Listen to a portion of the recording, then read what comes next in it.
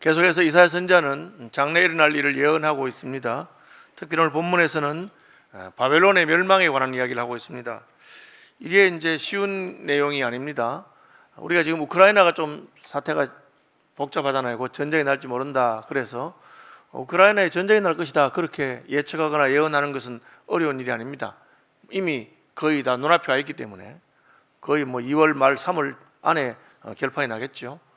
그런 일이 있으면 상당히 그 주변에 여러 가지 징조들이 있기 때문에 누가 우크라이나에서 전쟁이 난다고 예측하거나 예언한다고 해서 우리가 별로 놀라지는 않을 것입니다. 지금 북왕국 이스라엘이 곧 멸망한다 그런 예언도 했어요. 한 세대가 지나가기 70년이 지나가기 전에 북왕국 이스라엘이 멸망할 것이다 그렇게 예언해도 이미 왕조가 멸망할 만한 여러 가지 징조들이 많이 보였고, 또 북쪽에서 아수르와 그리고 강대국 바벨론이 일어나면서 충분히 그럴 가능성이 있다고 생각하는 것이죠. 또 우리가 남북 간에 전쟁이 난다 해도 놀라운 일이 아닙니다. 휴전한 지가 벌써 70년 넘었고 북한은 오랫동안 전쟁을 준비했고 또 핵무기도 있고 하기 때문에 북한에 있는 뚱뚱한 친구가 약간 마음 바뀌면 어떤 일이 일어날지 우리가 모르는 거죠. 충분히 가능한 일입니다. 그런데 바벨론의 멸망은 아주 먼 일이고 이것은 예측이 가능한 것이 아닙니다. 장래 일이기 때문에 그렇죠. 또 바벨론 아주 강한 나라입니다. 지금 이제 막 아수르를 물리치고 일어나고 있는 신흥강국이라고 할 수 있습니다.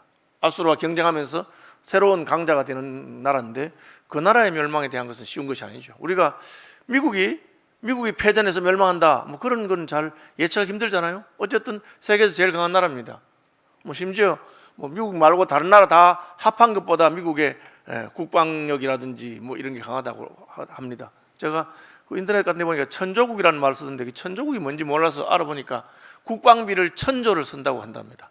1년에 국방비를 1,000조를 써서 그래서 천조국이라고 한답니다. 그 정도로 국방에 돈을 많이 쓴 나라니까 미국이 멸망한다는 건 예측하기 어려운 것이죠. 그런 것 같은 겁니다. 지금 이사야 선지자가 갑자기 바벨론이 멸망할 것이다. 그러니까 이건 예측 가능한 일이 아니고 일어나리라고 짐작할 수 있는 일이 아닙니다. 그런데도 담대하게 예언합니다. 왜 그렇습니까?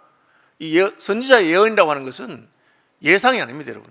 예상이거나 예측이 아닙니다. 제가 늘 말하는데 그것은 하나님의 의지입니다. 역사를 주관하시고 개입하신 하나님께서 내가 그렇게 하겠다고 하는 것입니다. 인류의 종말이 올까? 인류의 멸망이 올까? 그런 걸 생각하면서 많은 사람들이 무슨 노스트라다무스라든지 그런 사람들이 예언하고 예측하는 겁니다. 그거는 역사를 예측하는 것이죠. 성경에서 말하는 그 예언은 예측이 아니고 하나님의 의지입니다. 지금 우크라이나에 전쟁이 날지 말지 반반으로 갈라져 있는데 날지 말지 확실히 아는 사람이 있습니다. 누굽니까? 푸틴이죠. 왜? 푸틴이 결심하면 전쟁이 나는 겁니다. 푸틴이 또 결심하면 전쟁이 나지 않습니다. 자기 마음속에 무슨 생각이 있는지 우리가 모르지만 푸틴이 이것들이야 내가 두고 봐라 한번 꼭 한다 하고 그냥 불시에 공격하면 전쟁이 일어나는 겁니다. 남북전쟁도 마찬가지죠. 남한이 무슨 북한에 먼저 쳐들어가겠습니까? 북쪽에 있는 그 뚱뚱한 친구가 결심하면 끝나는 거죠. 에이 모르겠다고 하면 전쟁 나는 겁니다. 그렇죠? 마찬가지입니다. 바벨론의 멸망에 대해서 하나님께서 선지자를 통해서 예언하신 것은 무엇입니까? 하나님이 뜻을 정하셨다는 것입니다. 내가 심판하겠다. 그러면 아니 바벨론 같은 큰 나라가 어떻게 멸망합니까? 이제 막 일어난 나라인데 점점 더 강해지고 있는데 그런 건 아무 중요한 것이 아닙니다. 왜?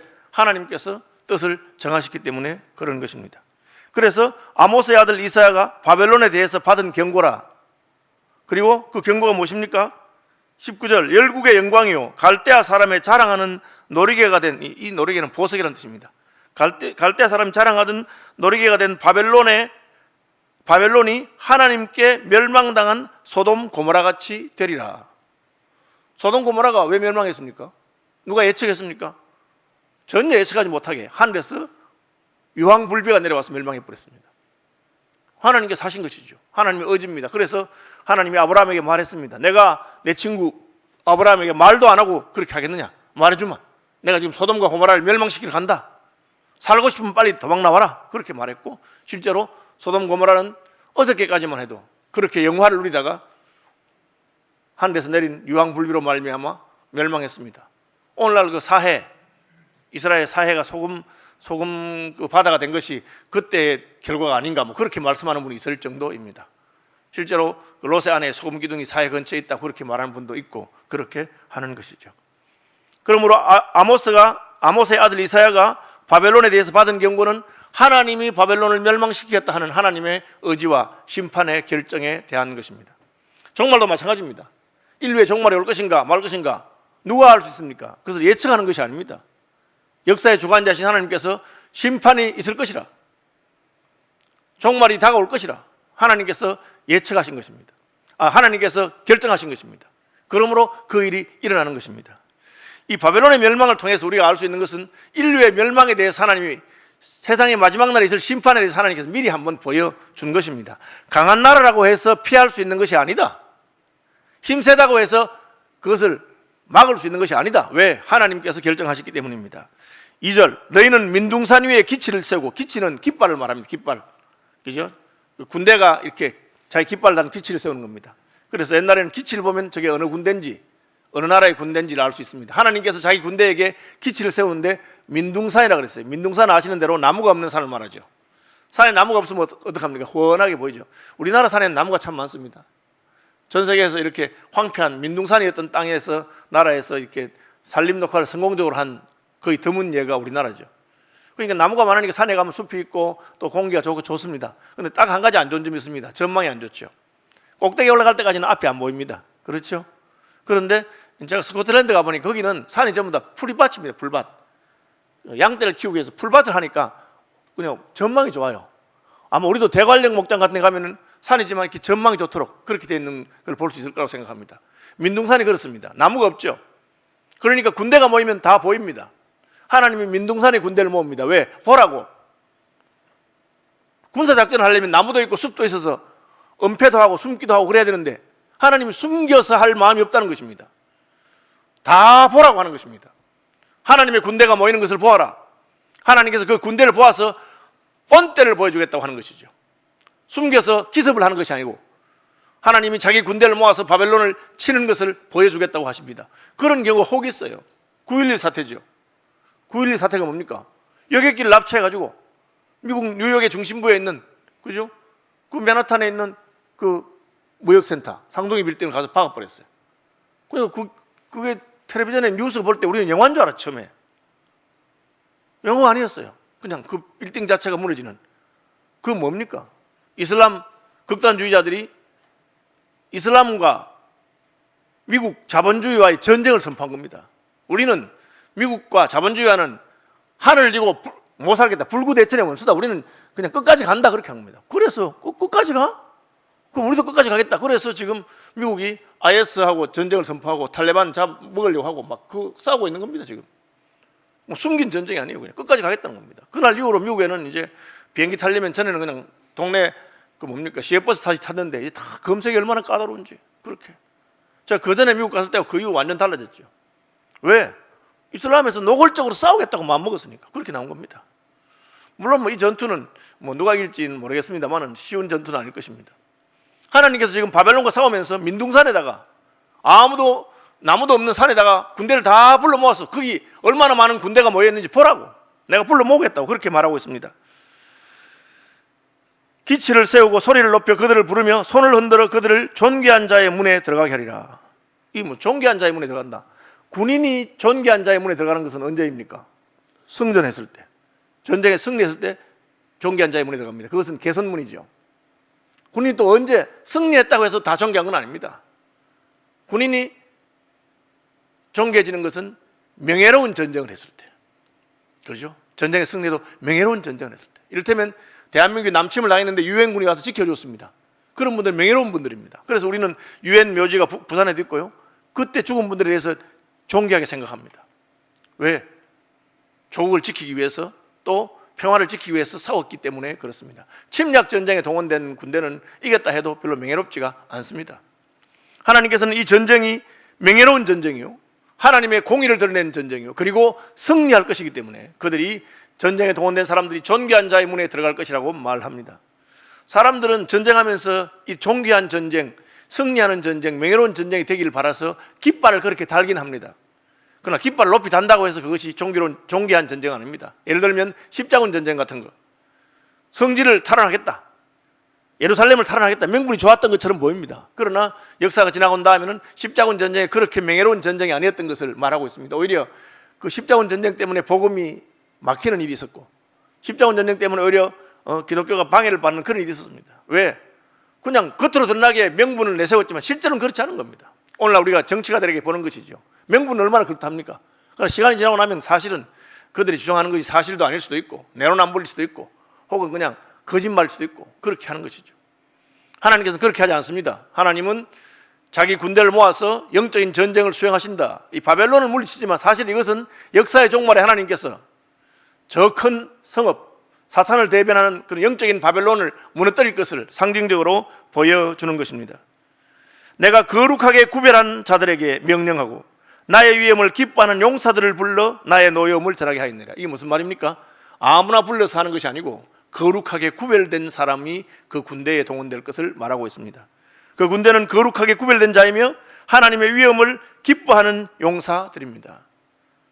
하나님을 기뻐하는 사람, 하나님을 영화롭게 하기를 원하는 사람, 하나님의 뜻에 따라 부름받은 사람입니다.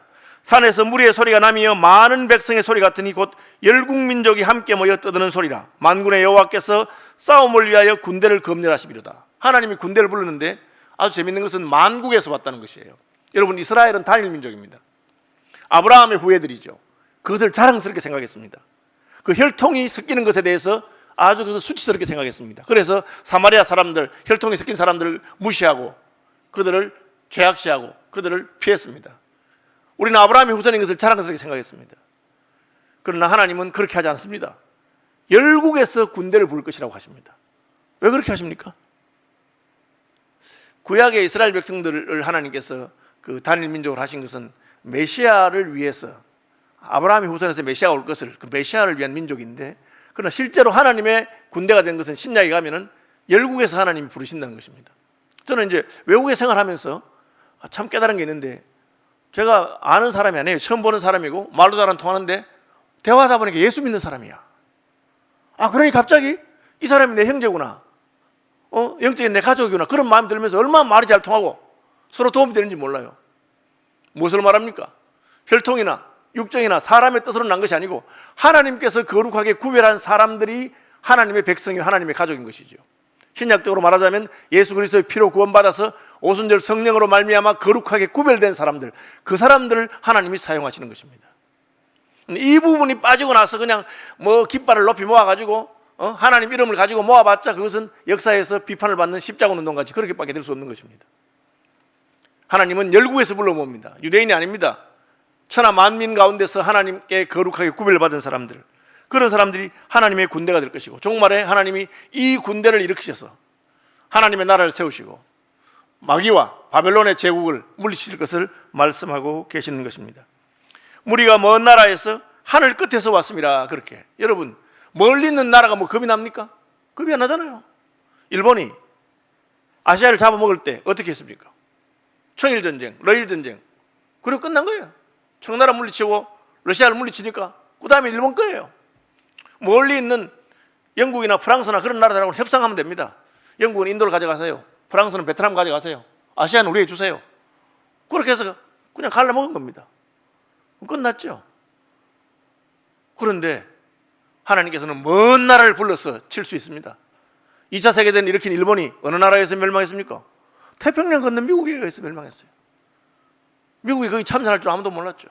일본이 왜 정신이 나갔는지 진주만을 폭격해가지고 그거 안 했으면 그냥 미국은 멀리 있는 나라니까 그래 너는 거기 먹고 미국은 또 남미와 중미와 그것도 갈라먹고 그렇게 하고 혹은 필리핀 정도 먹고 말았을 겁니다.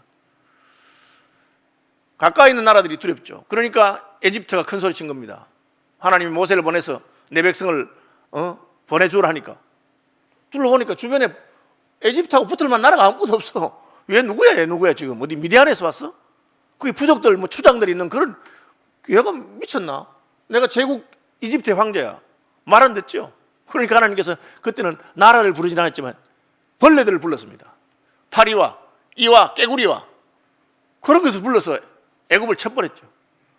그게 하나님의 능력이십니다. 하나님은 멀리 있는 바다 끝에 있는 하늘 끝에 있는 나라를 불러서도 바벨론을 멸망시킬 수 있다는 것을 보여준 것입니다. 왜? 하나님이 우주적이신 분이니까. 우리 눈앞에 보이는 것이 다가 아닙니다. 우리 시대가 끝이 아닙니다. 하나님은 역사의 주인이시며 이 우주의 주인이시기 때문에 그걸 말하는 겁니다. 바벨론을 심판할 때 내가 하늘 끝에서부터 군대를 불러올 수 있을 것이다. 열방에서, 수많은 나라에서 그 군대를 불러올 것이다. 그렇게 말하고 있습니다. 그러므로 모든 손에 힘이 풀리고 각 사람의 마음이 녹을 것이라. 하나님의 군대를 보는 순간에 그냥 기절할 것 같은 거예요. 마음이 녹았어요. 구약 성경에는 여리고 백성들이 그렇게 마음이 녹았다고 하고 있습니다. 가나안 땅에는 도시국가예요. 여리고와 무슨 예루살렘과 도시국가들이 잘 살고 있어요. 여리고는 견고한 성이고 괜찮아. 그런데 저기 이집트에서부터 아브라함의 후손이라고 하는 유대인들이 몰려오기 시작한다는 것입니다. 그들이 애굽을 멸망시키고 나왔다는 소문이 들렸습니다. 홍해를 가르고 왔다는 소식이 들렸습니다. 그들의 신은 너무나 강한 신이기 때문에 바다가 막으면 바다를 가르고 광야가 막으면 광야에 길을 내는 신이요, 반석에서 물을 내는 신이라는 소문을 들었습니다. 그리고는 여리고 사람들의 마음이 다 녹았습니다. 하나님 그렇게 하신 것이죠. 그러면 뭐 싸움하기 전에 끝난 겁니다. 40년 전에 그랬는데 그걸 믿지 못해서 광야를 방황하다가 40년 뒤에 다시 가보니까 너희가 홍해를 갈랐다고 하는 소식을 들을 때부터 우리의 마음이 녹았다. 그러니까 여리고는 싸울 준비를 못해요. 그냥 문을 꽁꽁 걸어 잠그고 그냥 수비만 하고 있는 거예요. 그것이 기생 라합을 만났던 여리고의 정탐꾼들이 발견한 것이죠. 여리고는 그래도 도시국가네요. 그렇다 치더라도 바벨론은 대제국입니다. 그런데 그 대제국 바벨론의 마음이 녹아나도록 그렇게 하는 겁니다. 여러분, 하나님의 손이 굉장히 무서워요. 우리가 그 십수년 전입니까? 그 후쿠시마 원자력 발전소 쓰나미가 와서 했을 때, 저는 일본같이 세계에서 꼽히는 선진국이잖아요. 강한 나라인데 그 나라가 해일이 한번 오니까 그냥 초토화됐어요. 제 후배, 뭐 제자라고 할 수 있는 그 도쿄에 있는 아주 큰 대학에, 제일 큰 대학에 그 교수, 종신 교수가 있습니다. 경제학 교수가 있는데 물어봤어. 야, 그것 때문에 어떻냐 하니까, 형, 거의 그냥 일본은 경제적으로 이제 못 일어난다고 자기는 그렇게 생각한대. 그 파도 한번 치고 갔는데. 여러분, 일본 사람들이 뭐 그냥 그 원자력 무슨 그 오염된 물 바다에 방류한다. 그걸 안 하기는 경비가 너무 많이 들고 감당이 안 되는 거예요. 그러니까 뭐 그냥 하고, 뻔뻔스럽든 말든 살아남으려면 그렇게밖에 안 된다. 그렇게 말하더라고. 그래서 굉장히 놀랐어요. 하나님 참 손이 무섭구나. 바다를 한번 흔들어 버리면 그렇게 되는 겁니다. 그런데 이런 일이 일어나기 전에, 지금부터 수천 년 전에 바벨론에 대해서 그렇게 말씀하십니다. 하나님이 하늘을 흔들고 땅을 진동할 것이다. 그렇게 말하고 있습니다. 그러니까 뭐 어떻게 하겠어요? 하늘의 별들과 별무리가 그 빛을 잃을 것이고, 그죠? 하나님이 하늘을 흔드시며 땅을 흔들고 바벨론을 흔드니까 바벨론이 꼼짝할 수 없게 되는 것입니다. 이것이 하나님의 심판의 날이 임하는 것을 말하고 있습니다. 하나님의 심판이 왜 임합니까? 내가 세상의 악과 악인의 죄를 벌하며, 이것은 세상에 우리가 볼 때 부조리도 있고 악한 것이 있잖아요. 이런 제도는 틀려먹었는데 고쳐야 되는데 안 고칩니다. 그 세상에 악한 것이죠. 악한 것이잖아요. 그죠? 지금 우리가 중국이나 북한이나 그런 데 보면은 문제 있는 제도들이 많이 있어요.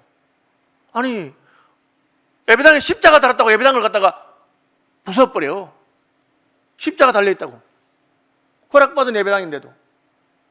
그건 악한, 그렇게 하면 안 되잖아. 그죠? 우리 생각은 그렇게 해서는 안 될 것 같은데, 그렇게. 그리고 세상이 악한 것이죠. 악한 사람들의 죄가 있죠. 하나님이 그것을 심판하실 것입니다. 하나님이 그냥 가만히 두고 보시니까 인생들이 교만합니다. 그래서 세상의 악과 악인의 죄를 벌하며 교만한 자의 오만을 끊을 것이며, 이 교만하다는 거예요. 하나님 우리에게 자유를 주셨어요. 그 자유를 주니까 인생이 죄를 지어. 그래서 처음에는 야, 너 그럼 지옥 간다. 그러니까 겁이 나잖아요. 그러니까 나 지옥 안 믿어. 뭐 지옥이 있겠나? 그렇게 말합니다. 그때 나 지옥이 있으면 겁난다는 뜻이죠. 너 그럼 천국 못 간다. 아니, 천국이 어디 있겠어? 이렇게 말합니다. 교만해지면 어떻게 됩니까? 너 그럼 지옥 간다. 뭐 지옥 가든지 말든지 난 지옥 가도 괜찮아. 이렇게 말합니다. 너 하나님이 화내셔. 그러면 하나님이 어디 있어? 처음에 이러다가 나중에는 하나님 있든지 말든지 하나님 있어도 난 내 멋대로 할래. 그게 교만한 거죠. 하나님 아무 상관없어. 나 천국 못 가도 괜찮아. 나 지옥 가도 괜찮아. 나 건드리지 마. 내 하고 싶은 대로 할래. 이게 교만한 것입니다. 인생에 죄를 짓다 보면 교만해집니다. 그 다음에 뭡니까? 강포해집니다. 그죠? 강포한 자의 거만을 낮출 것입니다. 강포하단 말은 남한테 마음대로 해버리는 거죠. 왜 마음대로 합니까? 그 정거리, 증거, 힘센 놈 멋대로 하는 거. 법이 없다는 뜻이지. 검다는 게 없다는 것이죠. 여러분, 국가가 없으면 그런 일이 생깁니다. 지금 우리가 남아메리카 같은데 무슨 마약 왕들이 막 사람 막 죽이고 한다. 법이 통하지 않는 것입니다. 뭐 경찰서장 임명하면 계속해서 경찰서장이 암살당하고 그럼 끝난 거잖아요. 우리가 뭐 IT 같은 나라에 벌써 뭐 사회 질서가 없어. 왜? 힘센 놈 멋대로 하기 때문에. 그것이 인생이 교만해지면 가는 끝입니다. 연결되어 있어요. 죄와 교만과 강포입니다. 인생이 죄를 짓다가 교만해집니다. 더 교만해지면 남에게 막 함부로 해버립니다. 내 힘이 있으니까. 건드릴 놈 누가 있느냐? 내가 하고 싶은 대로 하겠다는 것이죠. 하나님께서 바벨론이 그러하기 때문에 하나님이 심판할 것이라고 말합니다. 어떻게 심판합니까? 사람들이 희소해질 것이다.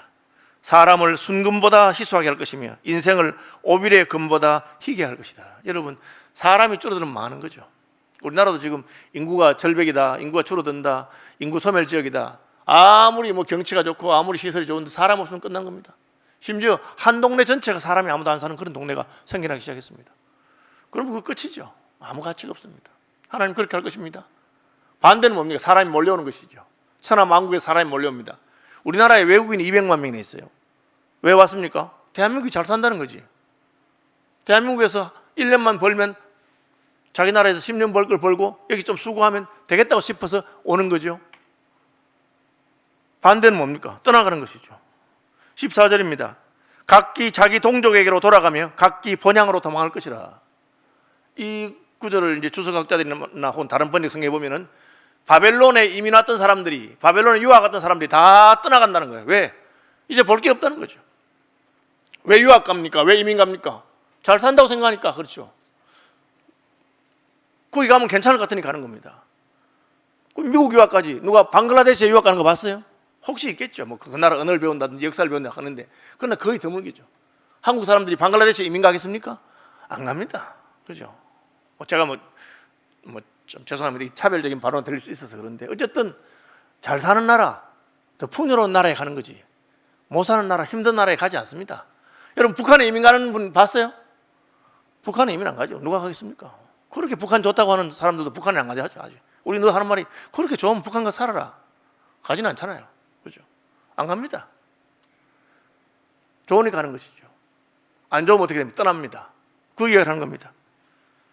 그들이 쫓긴 노루나 모으는 자 없는 양같이 자기 동족에게로 돌아가며 각기 본향으로 도망할 것이라. 한때는 바벨론이 세계에서 사람들이 모이는 곳이 되었어. 돈이 모이고 사람이 모이는 곳이 되었습니다. 그런데 이제는 사람이 흩어지고 사라지고 그렇게 되었습니다. 강한 나라가 약한 나라를 망하게 하는 방법이 뭔지 아십니까? 건물 다 무너뜨리고 성을 무너뜨리고 사람들을 없애버립니다. 그게 지금 아수르와 바벨론이 유다와 예루살렘에 대해 한 겁니다. 예루살렘에서 똑똑해 보이는 사람 다 그냥 잡아가 바벨론에 가져가 버립니다. 그러면 이제 나라가 망하는 것이죠. 사람이 살던 곳에는 여우가 살고 짐승밖에 못 사는 곳이 되게 했습니다. 그 지금 현재 이스라엘의 형편이 그런데 하나님께서 바벨론도 내가 그렇게 만들 것이다. 왜 바벨론이 그렇게 합니까? 제일 강한 나라니까. 하나님 뻔때를 보여준 겁니다. 그놈이 제일 강하다고 하는데 더 강하신 하나님께서 심판하시면 뭘 위함입니까? 우리에게 경고하시는 것입니다. 내가 강한 나라나 힘센 나라나 부유한 나라나 하나님 앞에서는 아무것도 아니다.